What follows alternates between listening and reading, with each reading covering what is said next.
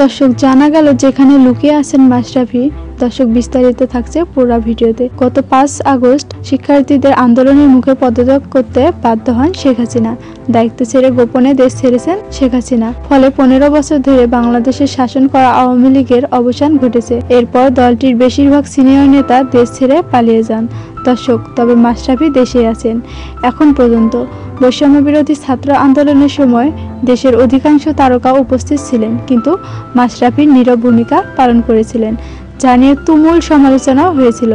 আওয়ামী লীগের সংসদ সদস্য হলেও ক্রিকেটের মাধ্যমে তিনি সবার কাছে পরিচিত ছিলেন। তাই তার নীরবতায় সোশ্যাল মিডিয়ার ক্ষুব্ধ মাশরাফির ভক্তরা।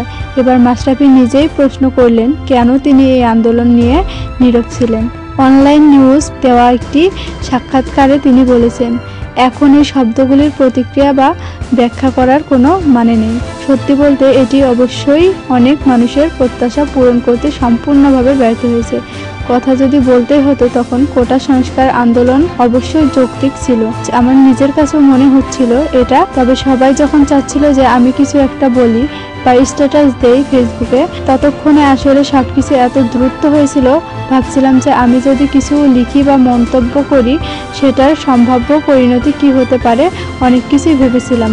আর মিলিয়ে কিছু লেখা হয়নি। আমি কিছু করার চেষ্টা করিনি তা নয়, আমি শুধু কিছু লেখার ভাবনায় থাকতে চাইনি। চেয়েছিলাম ছাত্রদের সঙ্গে কথা বলতে, আলোচনার মাধ্যমে কিছু করা যায় কিনা সেই শুরুর দিকটাই চেষ্টা করেছি, কিন্তু সেটাও করতে পারিনি। সব মিলিয়ে অবশ্যই ব্যর্থ হয়েছি।